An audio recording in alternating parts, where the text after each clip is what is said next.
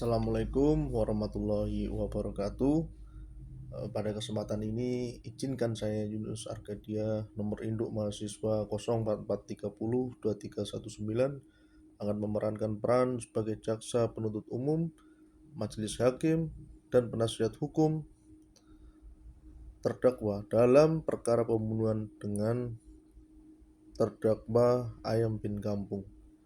Video ini merupakan simulasi persidangan pidana sesuai dengan tugas sesi 7 dengan tujuan memperagakan keterampilan hukum, penyusunan argumentasi, dan teknik litigasi. Terima kasih. Bagaimana dengan penuntut umum? Apakah sudah siap untuk memulai persidangan hari ini? Bagaimana dengan penasihat hukum? Apakah sudah siap untuk memulai persidangan hari ini? Bagaimana dengan Panitera? Apakah sudah siap untuk melaksanakan persidangan hari ini? Baik, pertanggal 25 Maret 2024, Pengadilan Negeri Bandar Lampung yang mengadili dan memeriksa perkara pidana dengan nomor register perkara nomor 45 garing Pit B garing 2024 PN Bandar Lampung atas nama terdakwa Ayam bin Kampung dengan pokok perkara pembunuhan berencana dan pencurian dengan kekerasan yang mengakibatkan kematian dinyatakan dibuka dan terbuka untuk umum.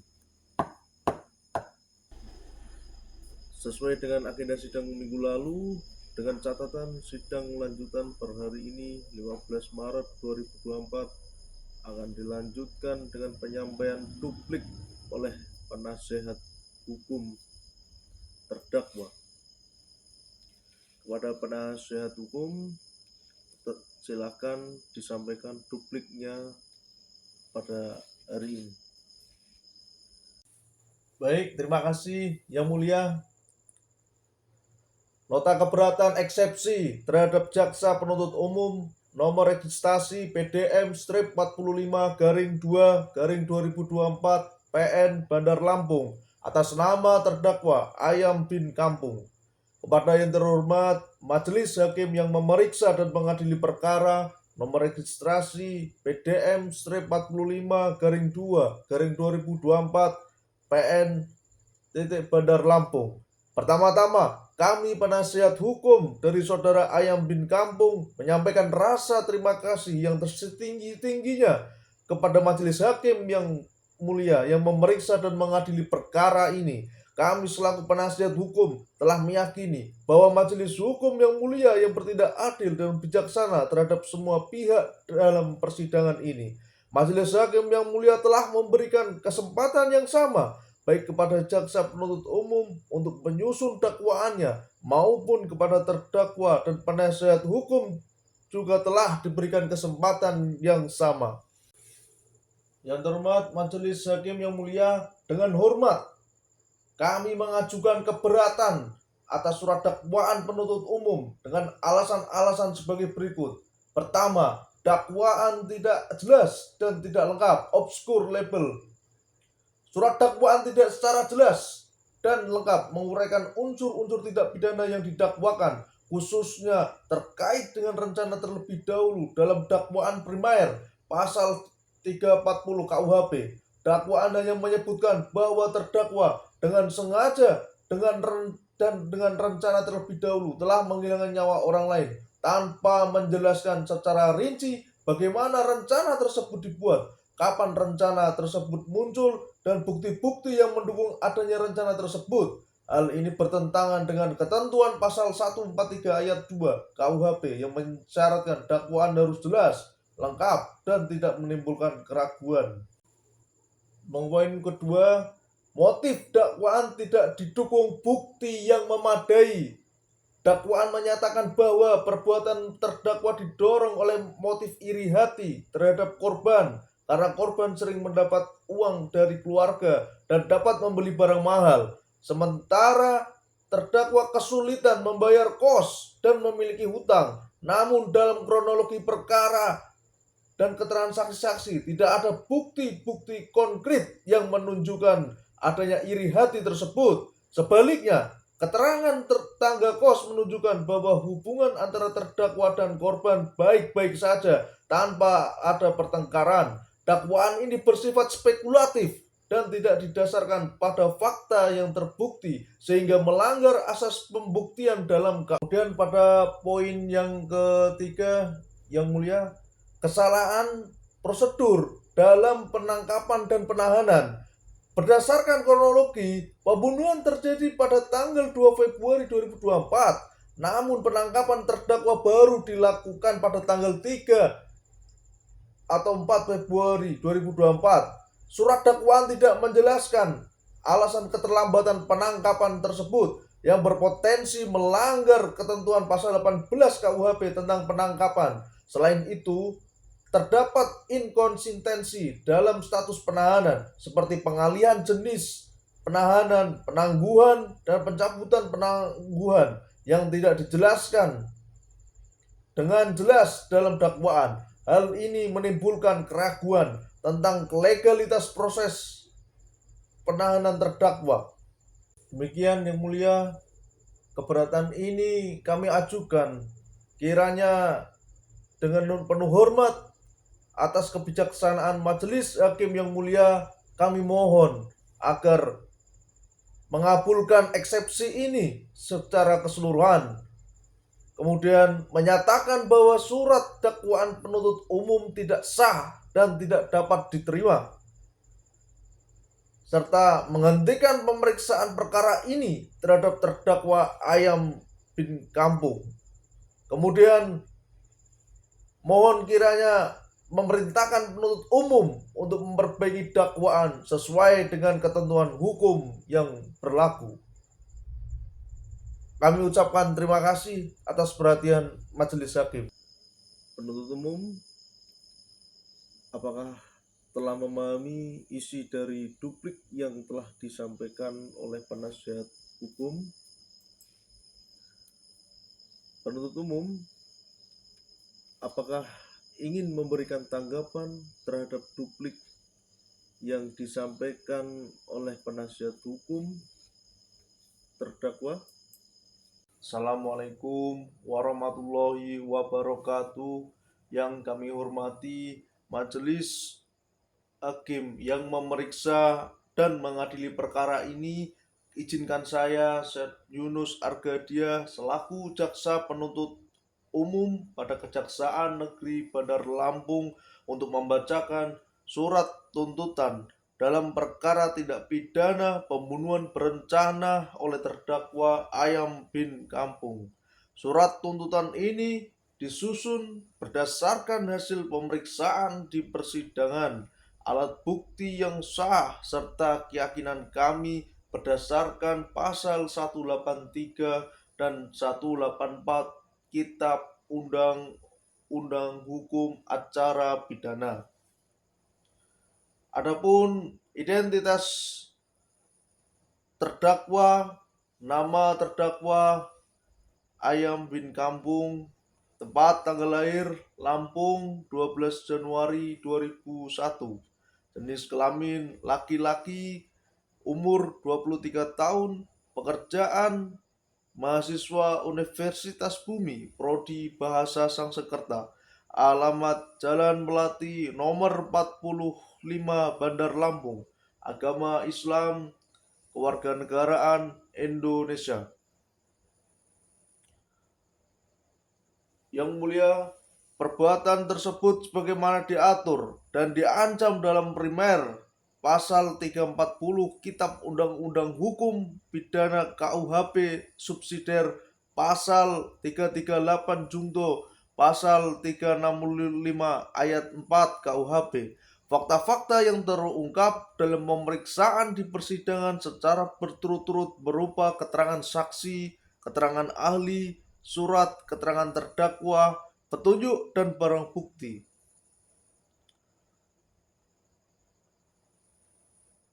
Analis yuridis. Berdasarkan fakta-fakta yang terungkap dalam persidangan, Maka sampailah kami kepada pembuktian mengenai unsur-unsur tindak pidana yang didakwakan.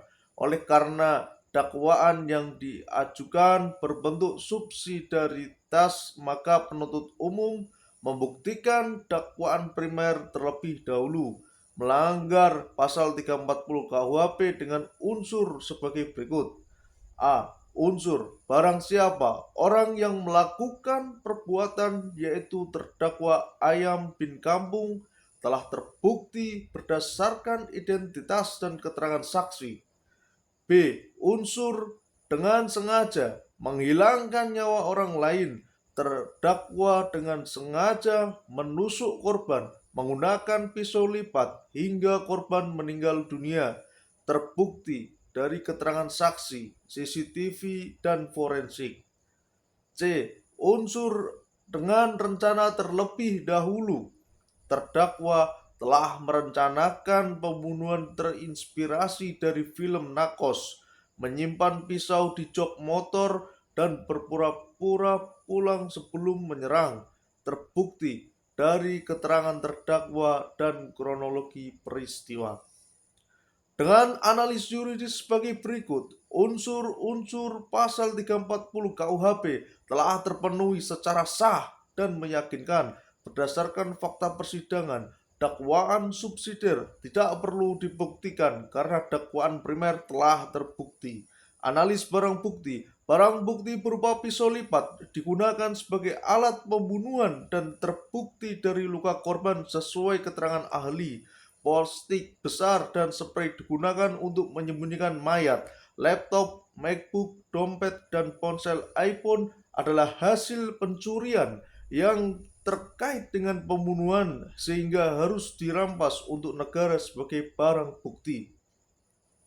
Menuntut supaya hakim atau majelis hakim pengadilan negeri yang memeriksa dan mengadili perkara ini agar memutuskan: 1. Menyatakan terdakwa telah terbukti secara sah dan meyakinkan bersalah terhadap tindak pidana pembunuhan berencana melanggar pasal 340 KUHP sebagaimana dakwaan primer. Kedua, menjatuhkan pidana kepada terdakwa dengan pidana penjara selama 20 tahun dikurangi masa penangkapan dan atau penahanan. Yang ketiga, menjatuhkan pidana tambahan berupa pembayaran ganti rugi kepada keluarga korban sebesar 500 juta rupiah dan perampasan barang bukti. Keempat, menyatakan agar terdakwa tetap ditahan dalam hal terdakwa selama proses persidangan telah ditahan. Yang kelima, menyatakan barang bukti berupa satu buah pisau lipat, satu lembar plastik besar, satu buah spray kasur, satu unit laptop MacBook, satu buah dompet berisi uang 300.000 dan kartu identitas, satu unit ponsel iPhone dirampas untuk negara atau dimusnahkan atau dirusak sehingga tidak dapat dipergunakan lagi. Keenam, mendengarkan agar terdakwa membayar perkara sebesar Rp5.000. Kesimpulan, berdasarkan uraian di atas, perbuatan terdakwa memenuhi unsur-unsur tindak pidana yang didakwakan, dan pada diri dan perbuatan terdakwa tidak ditemukan alasan pembenar ataupun pemat yang dapat menghapus sifat melawan hukum serta kesalahan terdakwa, sehingga terdakwa dapat diminta pertanggungjawaban pidana dan dijatuhi pidana. Bahwa berdasarkan ketentuan pasal 340 KUHP, maka terdakwa dapat dijatuhi pidana penjara dan atau pidana denda sesuai dengan bentuk pidana yang diatur dalam pasal yang terbukti. Bahwa oleh karena terdakwa dan dimintai pertanggungjawaban pidana dan dijatuhi pidana, serta terdakwa sebelumnya tidak ada mengajukan permohonan pembebasan dan pembayaran biaya perkara, maka berdasarkan pasal 22 KUHP, kepada terdakwa dibebankan pula untuk membayar biaya perkara. Sebelum kami sampai pada tuntutan pidana atas diri terdakwa, perkenankanlah kami mengemukakan hal-hal yang kami jadikan pertimbangan dalam mengajukan tuntutan pidana, yaitu laporan sosial. keadaan psikologi dan atau psikosial korban atau anak korban. Korban adalah mahasiswa berusia 19 tahun meninggal dunia secara tragis sehingga keluarga korban mengalami trauma psikologis berat. Rencana intervensi atau rekomendasi laporan sosial direkomendasikan rehabilitasi psikologis yang bagi keluarga korban. Keadaan yang memberatkan, perbuatan terdakwa sangat kejam dan direncanakan terlebih dahulu, termasuk menyembunyikan mayat untuk menghindari deteksi. Terdakwa mengambil barang-barang korban setelah pembunuhan, menunjukkan motif ekonomi dan iri hati yang kuat. Perbuatan terdakwa mengakibatkan trauma mendalam bagi keluarga korban dan masyarakat.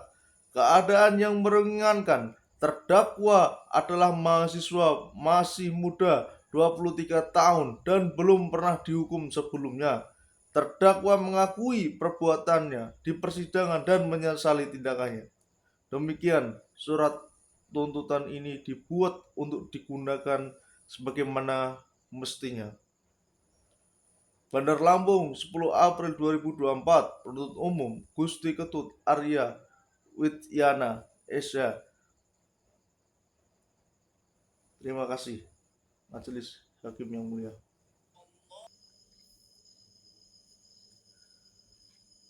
Dikarenakan penuntut umum tetap dengan dakwaan yang pertama, maka sidang akan dilanjutkan dengan pembacaan putusan selah.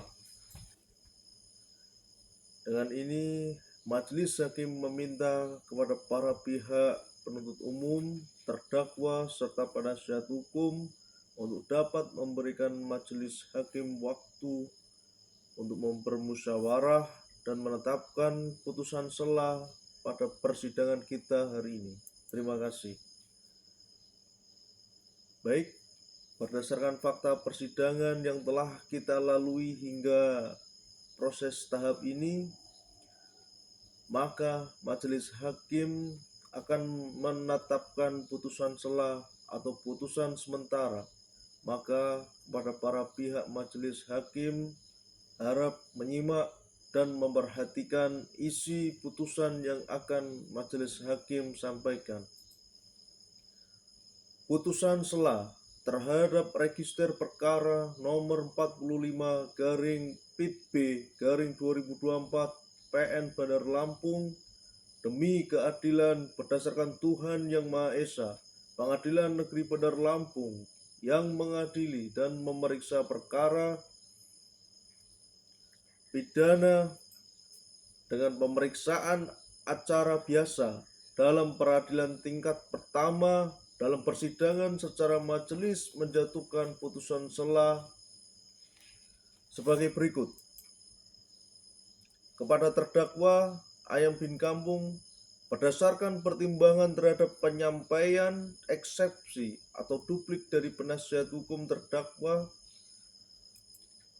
maka berdasarkan musyawarah Majelis Hakim menetapkan putusan yaitu mengadili. Yang pertama, menyatakan keberatan dari terdakwa ataupun penasihat hukum tidak dapat diterima secara seluruhnya. Yang kedua, memerintahkan penuntut umum agar melanjutkan pemeriksaan perkara register perkara nomor 45/PIT-B/2024 Bandar Lampung. Demikian diputuskan pada hari ini, Senin 15 Maret 2024 oleh Dr. Ahmad Fauzi SH.MH selaku Hakim pada Pengadilan Negeri Bandar Lampung, dihadiri oleh Uli Nuha sebagai panitera, oleh penuntut umum Muhammad Zidan, terdakwa dan juga para penasihat hukum terdakwa. Putusan ini bersifat tanpa perubahan. Dr. Ahmad Fauzi SH.MH. Tertanda